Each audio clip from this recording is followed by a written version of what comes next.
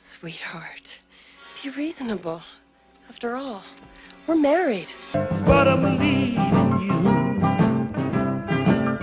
Woman, I've got to put you down. Consider that a divorce. Well, if you can't treat me right, ain't no use of me hanging around. What's your opinion on the state of affairs with the church tribunals in the diocese? It's all geared toward the annulment machine. Sorry, it is. It's not about marriage. Of course, they like marriage. They hope marriages works out, but they do. Marriage is based on emotion, not justice, which is what it's supposed to be. So that's why the emphasis is all about communication and all that kind of stuff and keeping it all feeling good, because if it doesn't, there's nobody who can say you can't separate or file for an annulment, because the bishop is not judging like he's supposed to.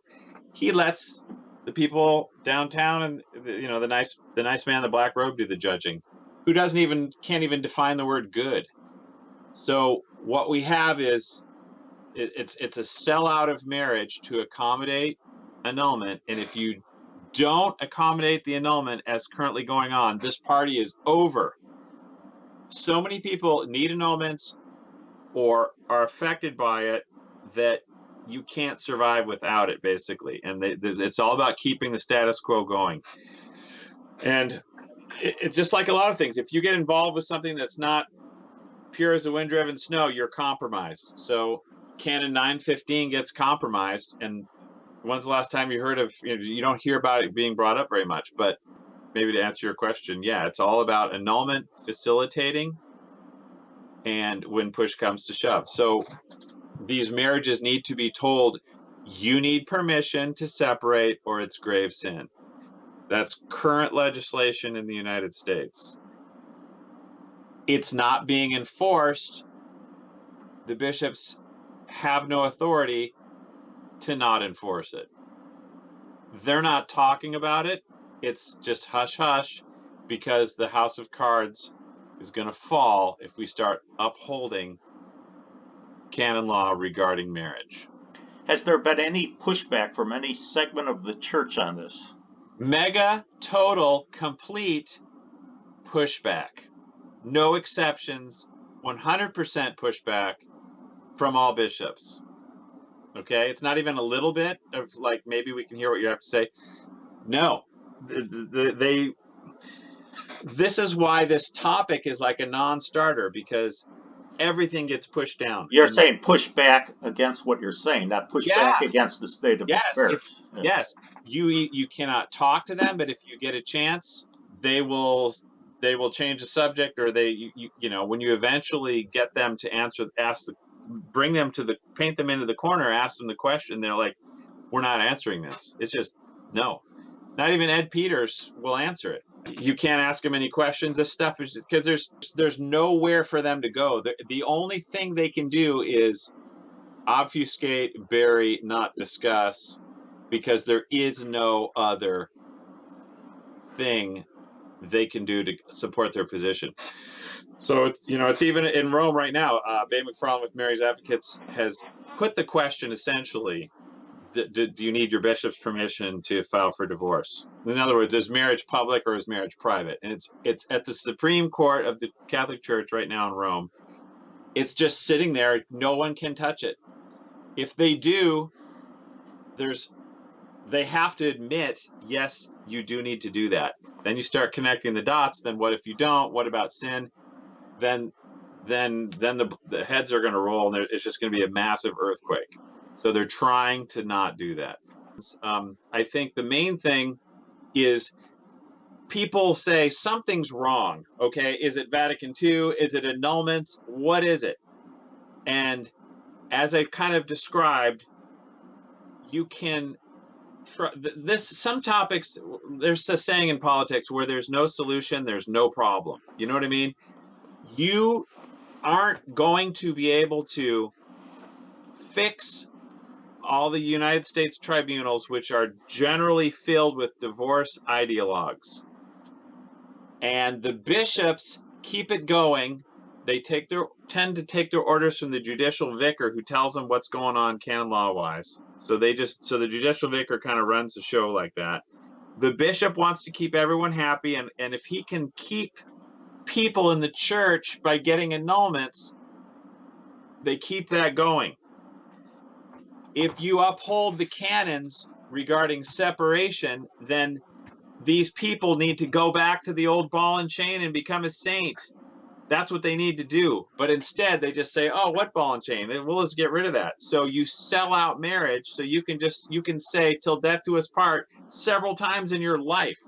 See, it doesn't work. So the kids start to realize, maybe some of this stuff about the church isn't really true, and it creates all kinds of trouble, like Pope Leo XIII described. So if we do not uphold canon law and separation, and then you have the partnering of the tribunals which grant the annulments, marriage is going to continue to go down. Because if your car gets stolen, Kirk, and you call the police, and they say, well, we really don't enforce those laws anymore, and maybe just pray about it, and we can, you'll get another car someday.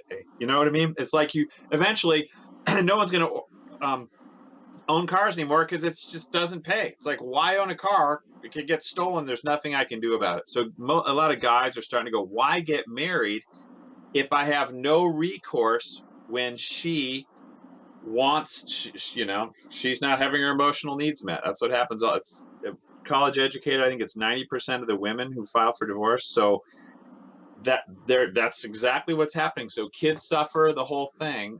The bishops are the one who are supposed to be carrying this cross and, being the martyrs here for marriage, but instead the innocent spouses and kids are the ones who bear it. So it's nice when people bring up how bad and negative divorce is and hard for the kids and all, but someone's got to call a spade and say, we've got to stop this at the headwaters, which is allowing Catholics to separate on their own authority, which is unjust, and divorce on their own authority, which is wrong. Because if you can't do that, then it's never going to change. The church guides and leads the culture, not the other way around. So the Lutherans are never going to save us. The culture's not going to turn around and embrace marriage. It's going to go into the gutter and stay there. It never goes up. Do you think Ireland could have become Catholic if St. Patrick had just kind of watched it happen and waited long enough? No, he's got to go in there and start tearing up the place. So this is what the church needs to do to marriage. They need to actually be Catholic and say, no separation without permission. If you do, you are denied communion. You can't go to heaven. See, now we have something. Now we have the contract, and it has teeth. The common thing, Kirk, people will say, how do you enforce this? How can the bishops, the bishops don't have the guns, the state does. How can they enforce any of it? All the state can do is put you in jail. The bishop can keep you from salvation. That is a much bigger stick, you might say. Canon 915, it's got to happen. Otherwise, the inmates run the asylum, and it's all based on feelings. You better hope that the person who stole your car is nice, and maybe you could send him some chocolates and flowers, and he might return your car. Just be really nice to him. That's the only way to get your car back. It's all about the feelings of the thief. Don't call the cops. That's going to drive him away. We need to make that car thief feel like returning your car, okay? Make sense? Thank you for watching this installment. We'll be back again in about a week with the next part of our interview with John Farrell. But in the meantime, please check out John's Facebook page, which I have linked down below. Please check out my Facebook page, which I also have linked down below. Please check out these Catholic petitions that I also have linked down below. And please pray for the Catholic Church.